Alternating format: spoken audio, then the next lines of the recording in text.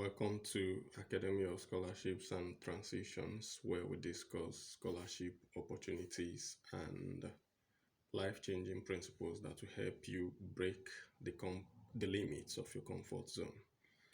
Now, today we want to look at something, but before that, I just want to keep us in remembrance of the fact that we are going to be discussing how to apply for scholarships tomorrow. So it's going to be a live program in the evening, somewhere around 8 p.m. And you are specially invited to join that session. But now, we want to go back to the insights we've been providing for students who have just gained admission abroad and those who have just landed in their respective countries of study. I want to say congratulations once again, and just to highlight these few things in this brief conversation. Now, a lot of you are going to encounter lots of conversations about how the cost of living is so high, about how life is really expensive abroad, and all that. About conversations about the culture shock and all that. However, while there are going to be differences between the country you have moved to or you are moving to and your home country, the whole conversation about culture shock seems to usually be more about the negatives. But you would also understand that the differences between the country you've moved to or you are moving to and your home country are not only going to be the code, they are not only going to be maybe the negative aspects of it, there are lots of positives to it. The first positive you will, of course, observe is that you wouldn't have power failures, especially for those who are coming from countries like Nigeria. You wouldn't have power failures anymore. And then the other thing which you're also going to notice that is really positive is the fact that you get paid for your labor. And then you also realize that the opportunities are there. It becomes more of, can you work? Are you willing to dedicate yourself to doing the right things in order to make money? If you are able to dedicate yourself to those right things, you'll find that the opportunities are there beyond the amount of opportunities you would have in your country, which is probably just a developing country.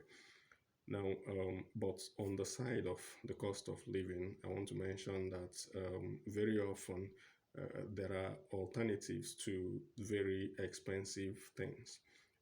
The first thing you will realize is that shops sell things on seasonal basis.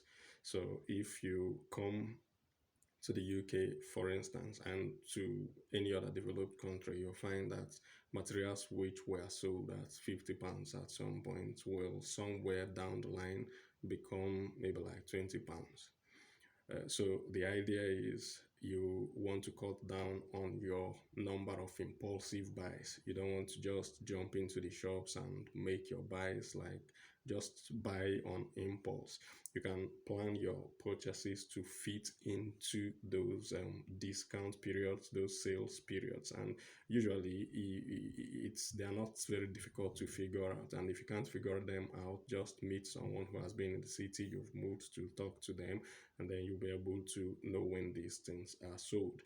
Uh, Personally, I have gone to Zara before, and when I was telling someone that I got a pair of shoes from Zara for like £15, it sounded strange, but that's because I know when they are on discount, I know when they do their sales, and then I can walk in there and buy things on discount. Now, apart from the shops that have their sales and the seasons for discounts, there are some other kind of shops that sell off-season clothes and off-season materials. One of those shops in the UK will be TK Maxx. Back in the days when I used to stay in Russia, it used to be a shop called Familia. And then I believe that in most other developed countries, you'll find similar shops that will sell off season clothes and sell them at a ridiculously low price. In fact, if you've seen the suit that I wore in one of those pictures I took with Dr. Anslem, that suit usually would go for about £275 if you bought it directly from Harry Brown, the maker. But from TK Maxx, I bought that suit, the complete set, the suit, the inner jacket, and the trouser for about £58, if I'm not, yeah, around £58. Now, it's not like a fake, it's not like an imitation of the original product. It is actually a Harry Brown suit, but sold off season. So you need to time your purchases, to fit into that if you are trying to cut down on the cost of the things you buy. Again, there are shops in the UK and I believe in most other countries that are developed that are more or less like non-profit shops, I would call them. In the UK, you'll find like Cancer Research UK, you'll find British Heart Foundation, very popular shops. They sell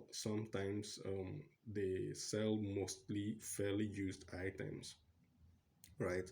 Ranging from clothes to tables to electronics to other forms of furniture to beds, everything. To other forms of furniture to beds, everything. So if you are, for instance, moving to a flat that is not furnished, your best bet in the UK will be to go to a British Heart Foundation shop and then buy your furniture from there, buy your table, buy your chair, buy your, in fact, you could even buy a TV from there. Recently, I needed a study desk in my house, and a study desk that would normally go for maybe like £150 if I chose to buy it brand new from a British Heart Foundation shop. I got it for like £25, and then the other part of the payment was the delivery fee. But these are products that would go for really very, if you were to buy that table for, at a brand new price, I don't think you get it anywhere less than £100. And these are the kind of places you need to look out and look around. I'm personally not a very big fan of second-hand clothes and fairly used clothes, but if you don't mind them, you could get them in places like these non-profit shops in the UK, Cancer Research UK shops, and British Heart Foundation shops.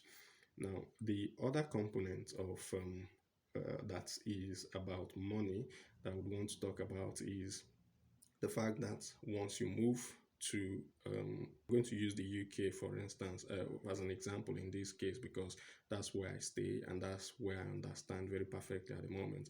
So when you move to the UK for instance, you are going to need to open bank accounts, and usually I would recommend that in addition to your main bank account, you should also have like a virtual bank account. Virtual accounts could be like Revolut, it could be Monzo. There are, I think, a couple of others, but Monzo and Revolut are the ones I use personally. And if you come to the UK and someone invites you to Revolut, Revolut could reward that person somewhere up to £50 for bringing a new customer who joins Revolut through them. Of course, there are conditions that the person needs to meet. The person has to order a Revolut card for about like £5 and then make three purchases that will be a minimum of £5 each. So the person altogether needs to spend £20 roughly. Now, the person who is inviting you, if you meet someone from a country and you speak to the person, if the person is going to get like £50 from Revolut, the person might not mind giving out that £20 to yourself. And then that way you would have made some free money and without even having to do some work. And then yourself, if you're able to invite someone else who fulfills that process, you make that amount of money from Revolut. Now, when someone invites you to Monzo is going to give like I think £10 or £5 to both of yourself, to the person who invited you and to yourself who has been invited. So the point is there are a couple of other things like that. My energy supplier, for instance, if I was to invite somebody to switch his energy supplier or her energy supplier to start using the one I use, the energy supplier company is going to give me like £100, I think. Now, if I have invited someone and I get £100, it wouldn't be difficult for myself or for most other persons to give out a portion of that money to that fellow or to that friend who has just moved and for whom for whose sake the money was paid to the person that invited. So these are ways that you can these are things you can take advantage of to make some free money, to pick up some free money in this UK. Now, if you are someone who loves to shop a lot online, just talk to people. It could be in the UK, it could be in Canada, just anywhere. Talk to those who are already there. In the UK, there's a company called Top Cashback. Top Cashback is what they do is if you buy anything, if you navigate from their website to any of their partner companies or any of their partner shops and fulfill a purchase there, they're going to give you like a percentage of the money you spent on that partner's website back into your account, into your top cash back account. So at some point, after a certain number of days, the money becomes how do they call it, I think it goes from confirmed to payable. So once it becomes payable, you can withdraw that money directly to your linked bank account.